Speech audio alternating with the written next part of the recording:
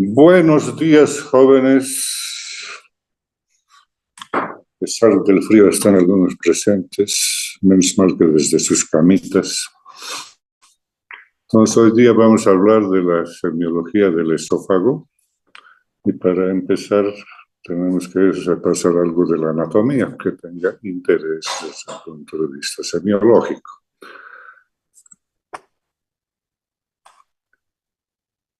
Bueno, entonces el esófago es el tubo que comunica desde la faringe hasta el estómago, ¿no? La mayor parte está en el tórax y vamos a tomar en cuenta algunos aspectos que tienen interés esofágico, ¿no? Su longitud en el hombre promedio es de 1,70, es 25 centímetros, ¿no? De longitud, entonces hay que parangonar de acuerdo al tamaño de la persona, que puede ser un poco más largo o un poco más corto. Partimos de esos parámetros, ¿no? Por arriba está la orofaringe, hay que tomar en cuenta la orofaringe porque está ligado directamente al proceso de la alimentación o de la deglución, ¿no? Después tiene unos estrechamientos fisiológicos normales que son el esfínter esofágico superior, el esfínter esofágico inferior, está la entrada del diafragma, y además tiene unos estrechamientos, otro estrechamiento a nivel de la bifurcación de la tráquea y del callado de la aorta. Vamos a ver en otra figura posteriormente. Además hay que tomar en cuenta en esto de la anatomía del esófago sus capas, principalmente para el proceso de la deglución, la capa muscular, que ustedes saben que tiene tres porciones, ¿no? La parte superior, que es estriado, la parte media, que es mixta, entre estriado y liso, y la parte distal, que es exclusivamente liso. También es importante tomar en cuenta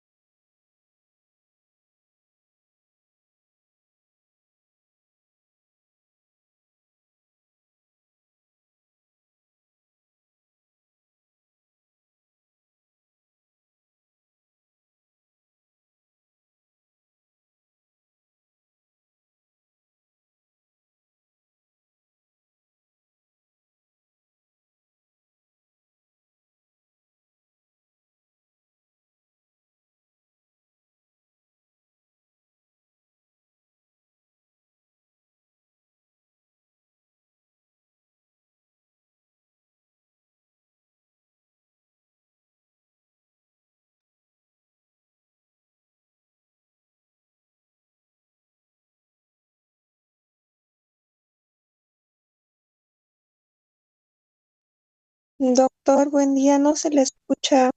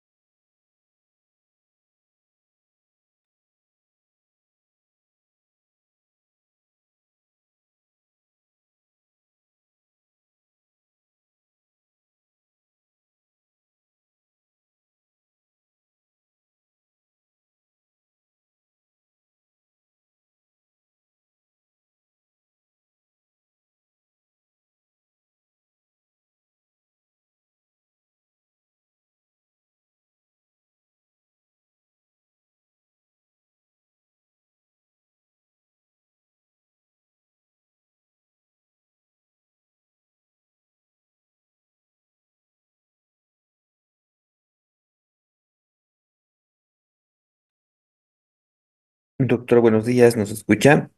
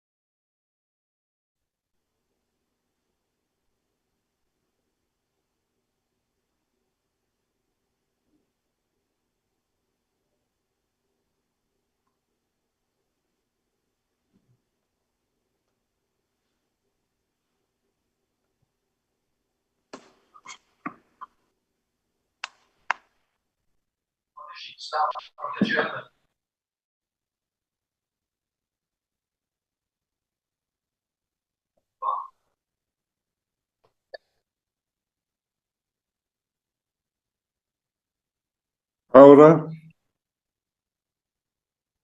nos escuchamos entonces. Ya, entonces estábamos en esto de la disfagia, no sé si el resto me han escuchado, hemos hablado de la anatomía, de algunas funciones del esófago que son importantes, como el transporte de alimentos, no es un tubo inerte, ese transporte lo cumple gracias a la función, al peristaltismo, y que para que el peristaltismo funcione adecuadamente, entonces se requiere una buena inervación, que depende de los plexos mientéricos, o sea, la inervación intrínseca, y la inervación extrínseca, dada principalmente por el vago. Y Doctor, dejo de hablábamos, compartir. perdón, No, no se está compartiendo, doctor, su pantalla. ya, esperen, estamos chamboneando entonces un ratito.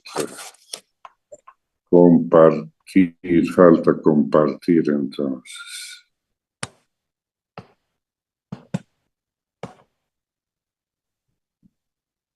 Compartir pantalla.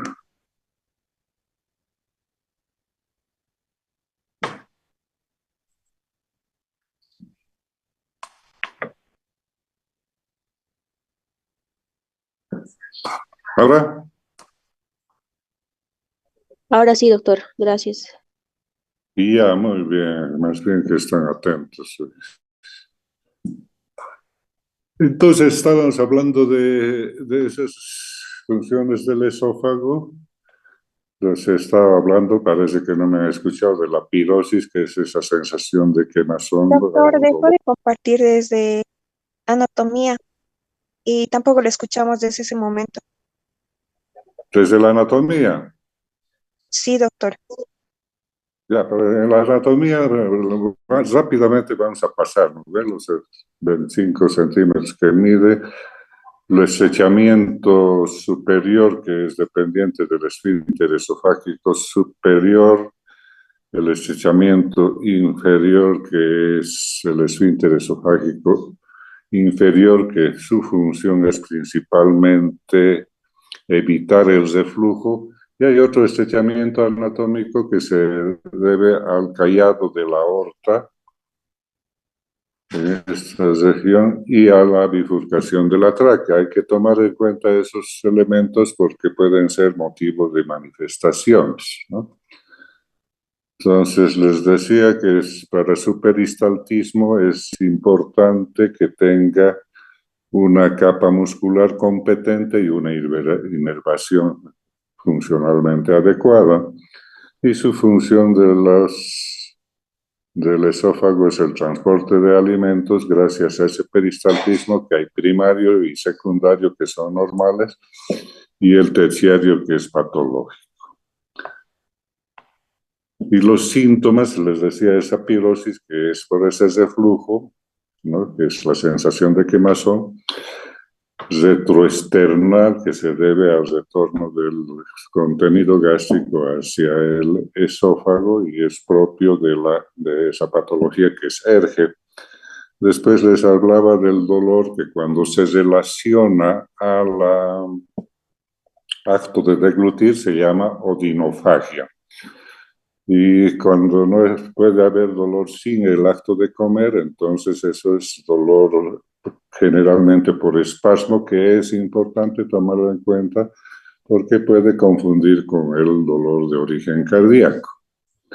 La falsa regurgitación es una regurgitación que viene el contenido desde el esófago hacia el exterior sin esfuerzo, que lo diferencia de la regurgitación verdadera por las características del alimento. Si viene desde el estómago va a estar parcialmente digerido y si viene solamente desde el esófago va a ser un contenido de alimentos sin digerir. Lo mismo con el vómito, solo que el vómito es con esfuerzo, ¿no? El eructo esofágico, aire que viene desde el esófago y Aquí nos hemos quedado. Después viene lo que es la disfagia.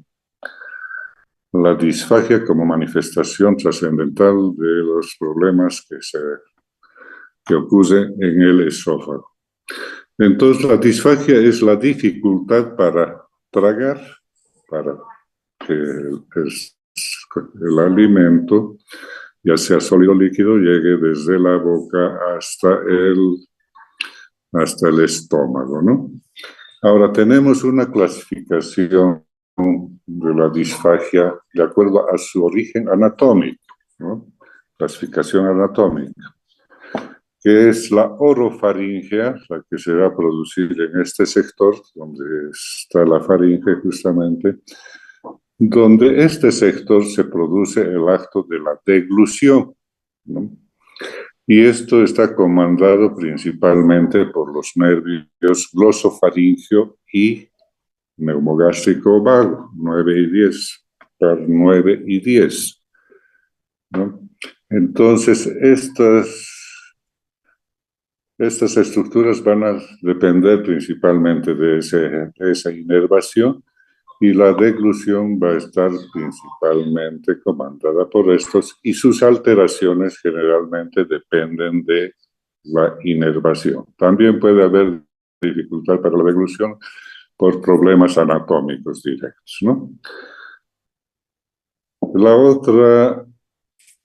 El otro origen de la disfagia es propiamente en el esófago. En el esófago, ya sea por su actividad motora o por su problema del lumen que no está permeable. Entonces, como la función del esófago es transportar, también se llama disfagia de transporte. Luego hay el origen cardioesofágico o esófago-gástrico, que se produce por problemas en este sector, que es la unión del estómago con el esófago, y generalmente, principalmente, aquí se producen por problemas de obstrucción, ¿no? Por tumores. Y hay que tomar en cuenta este origen, que es paraesofágico. ¿Qué quiere decir paraesofágico? Al lado del esófago. Y eso puede deberse por órganos como la glándula tiroidea, que puede invadir hacia atrás, hacia el tórax, y puede apretar. Obviamente primero está la tráquea, pero puede avanzar por un lado y producir disfagia. Después tenemos la disfagia por este problema del callado de la aorta y de la bifurcación de la tráquea. El callado de la aorta puede dilatarse y producir, o sea, lo que se llama aneurisma, y comprimir al esófago. Y los problemas de la vía aérea, que son la bifurcación y la carina, pueden deberse a tumores que están en ese lugar y apretarle al esófago. En esta parte falta el corazón, ¿no? Que está normalmente relacionado con la aurícula izquierda del corazón, el esófago. Entonces, cuando la aurícula izquierda se dilata, puede apretar o aprieta al esófago y produce disfagia, ¿no? Y también podrían darse disfagias por problemas en el mediastino, que pueden ser tumores de diferentes tipos de tejido, como ganglionares, neurológicos, cartilaginosos, etc. Bueno, entonces esa es la clasificación por su origen anatómico.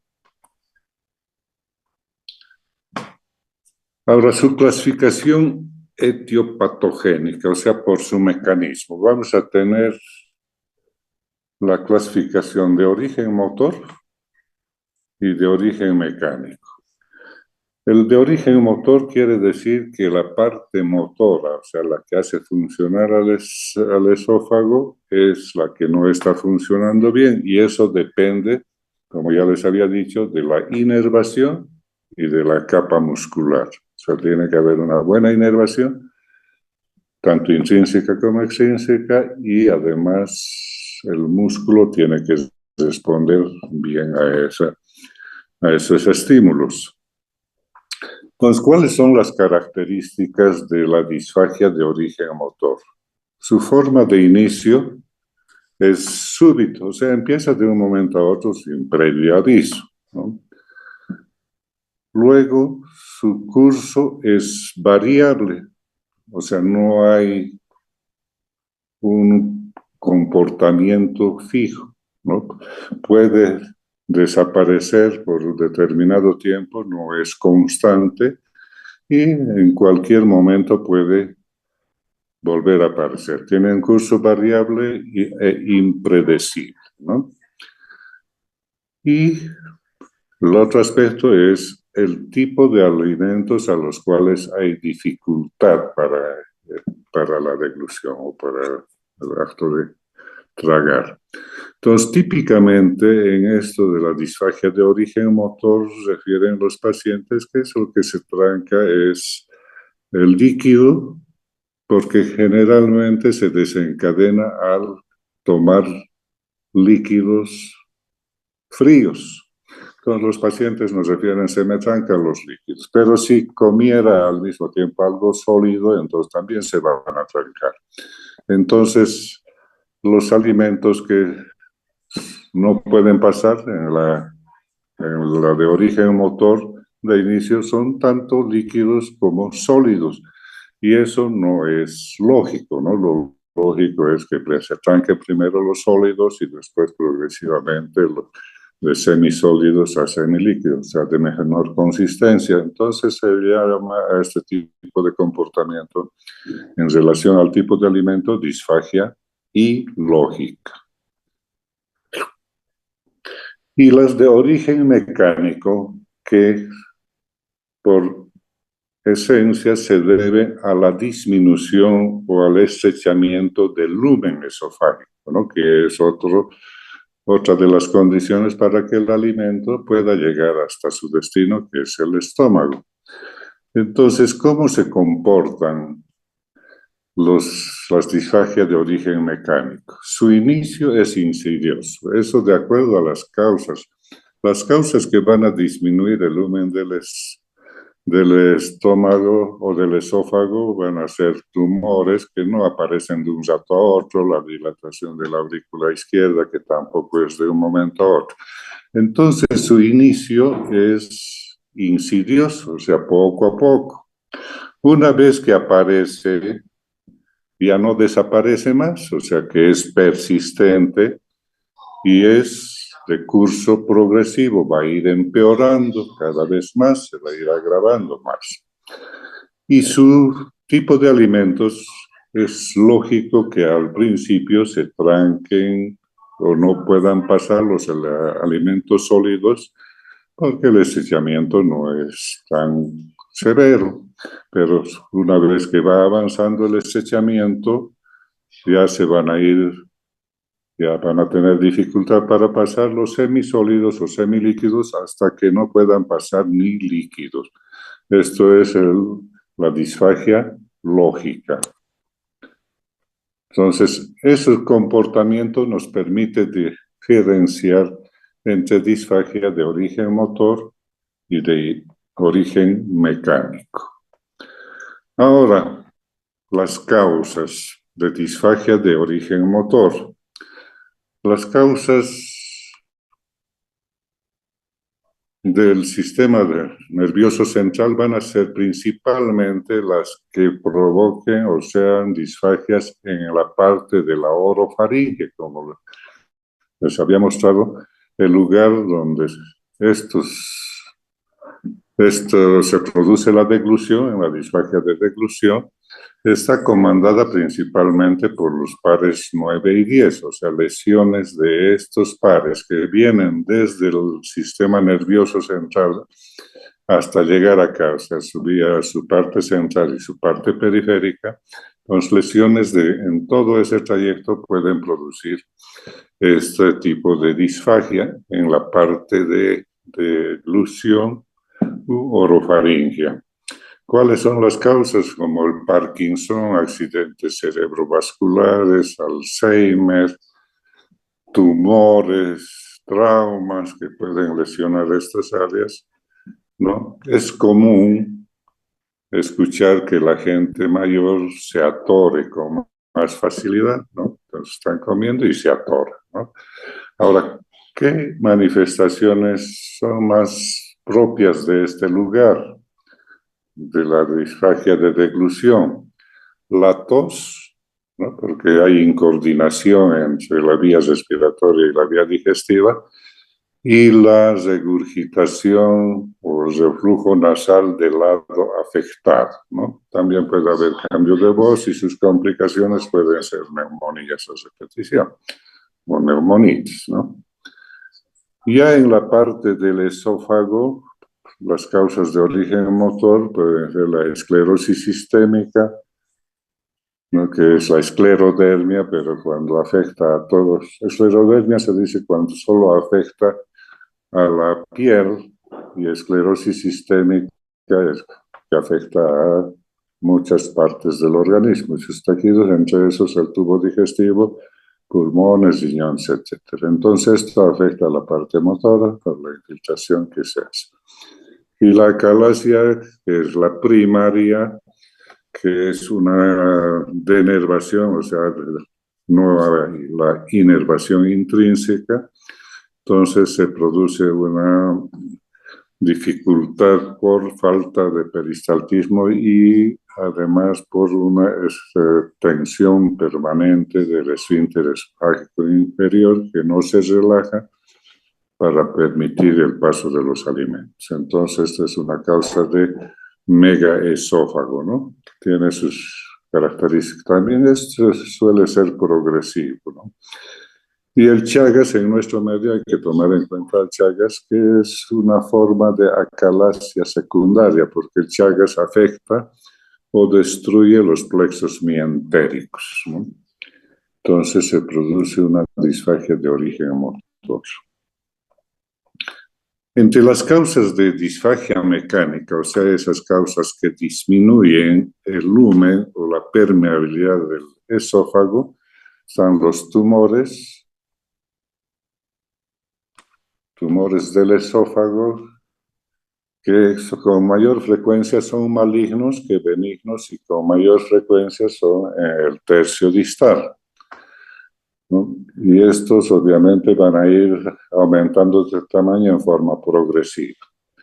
Después tenemos la estenosis péptica, que es secundaria al reflujo gastroesofágico, o sea, al ERGE. Entonces produce inflamación y posterior cicatrización y produce entonces la disminución del lumen, o sea, la estenosis del esófago, y por lo tanto va a producir la disfagia de tipo mecánico, que también es de curso progresivo.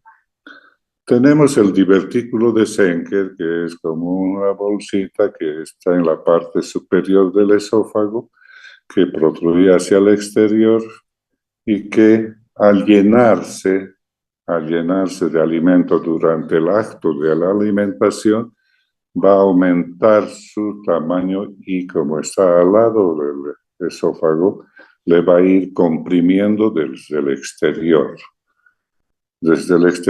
Y en algún momento va a producir que el lumen del esófago disminuya y haya la disfagia, ¿no?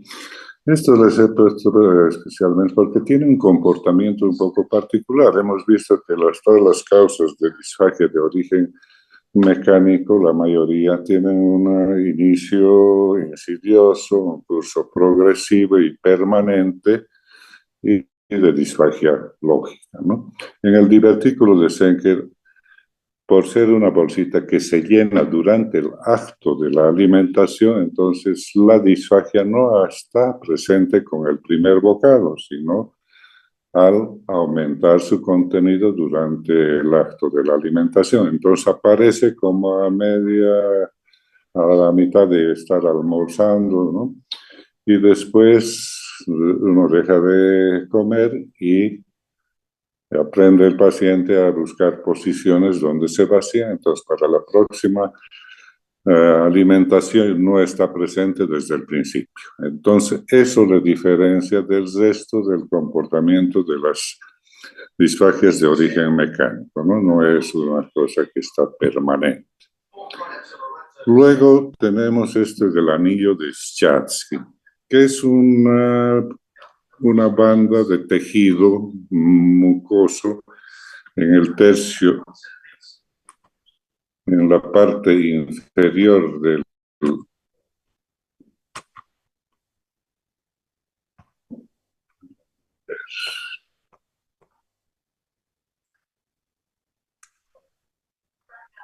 digamos, un repliegue mucoso en esta parte, en el tercio distal del esófago, que dicen que puede tener dos orígenes, uno que es congénito, o sea, uno nace con eso, pero con mayor frecuencia se menciona de que se debe a un mecanismo de defensa ante el reflujo gastroesofágico, ¿no? Entonces, ¿en qué consiste este anillo de Chasky? Es un repliegue mucoso de tejido mucoso que está pegadito normalmente a la pared del esófago y por algún tipo de alimento, refiere especialmente que es carne o pan, que esa membranita se despega y se comporta como un diafragma con un orificio al centro.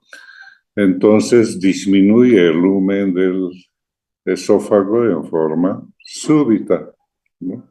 Porque se despega esa membranita. Entonces, su inicio es súbito.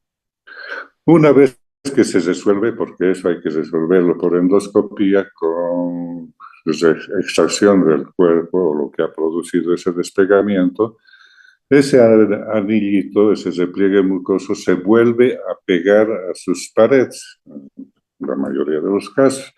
Entonces, para la próxima alimentación puede no haber la disfagia, o sea, su curso no es progresivo ni es permanente, ¿no? Su curso es variable e impredecible, como si fuera una disfagia de origen motor, pero su tipo de disfagia es mecánico porque estrecha el orificio del esófago. Entonces, su comportamiento, aunque es de origen mecánico, se parece en parte a los de origen motor. Ahora, el tipo de alimento es lógico, ¿no? Es sólido el que produce ese problema y si fuera permanente iría hacia los líquidos. Entonces, el tipo de alimento es sólido, ¿no? Entonces, una obstrucción, o sea, una disfagia de origen mecánico con un comportamiento que en parte es de tipo motor. Bueno, aquí están las disfagias, las causas de disfagia paraesofágica, ¿no? Como ya les había comentado, el bocio, principalmente cuando se vuelve intratorácico, aprieta desde afuera, el aneurisma de aorta. Cuando sospechamos aneurisma de aorta, cuando en esa zona hay la disfagia y en esa zona escuchamos un soplo, ¿no? A la auscultación. También la disfagia de origen por dilatación de la aurícula izquierda, que es paraesofágico. En esto lo que vamos a tener para que nos orienten es una historia previa a la disfagia de un problema cardíaco, o sea, de insuficiencia cardíaca, ¿no? Con disnea, ortopnea y esas características que nos dan los datos de una insuficiencia cardíaca izquierda. Entonces, la disfagia va a aparecer después en un paciente que tiene esa historia, ¿no? Y los tumores de mediastino, como les había comentado, que pueden ser de diferentes tipos de tejido.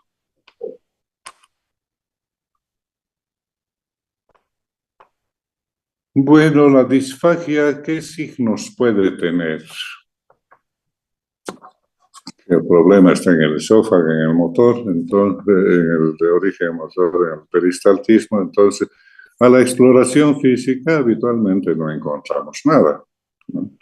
Porque el esternón es un órgano rígido, entonces, aunque sea el aneurisma o un tumor del esófago, no va a deformar el esófago, ¿no? Lo digo, la pared del tórax. Ya les comentaba que tal vez en las disfagias por un aneurisma de aorta podríamos encontrar un soplo en la auscultación en la parte superior de la región external. A veces en el esfínter, que es en el divertículo de Schenker, se puede detectar alguna vez la bolsita hacia un lado del cuello. Pero por lo demás, la exploración física directa no nos da ningún dato, ¿no?, importante. Finalmente, cuando uno tiene la historia de disfagia en los pacientes, hay que buscar el motivo, la causa, ¿no? Y los elementos que tenemos, los exámenes complementarios, el principal es la endoscopía. Principalmente esto nos va a ayudar para las disfagias de tipo mecánico directamente, ¿no? Nos va a permitir identificar si hay tumor, si hay estenosis, qué tipo de tumor, tomar biopsias, si hay la membranita o el anillo de Chasky, etcétera, ¿no? Entonces, la endoscopía es el estudio inicial que debemos hacer. Enseguida tenemos la esofagografía, que es un estudio con una sustancia baritada o de contraste que se le hace tomar y se sacan radiografías y ahí nos va a indicar qué lugares están estrechados o no.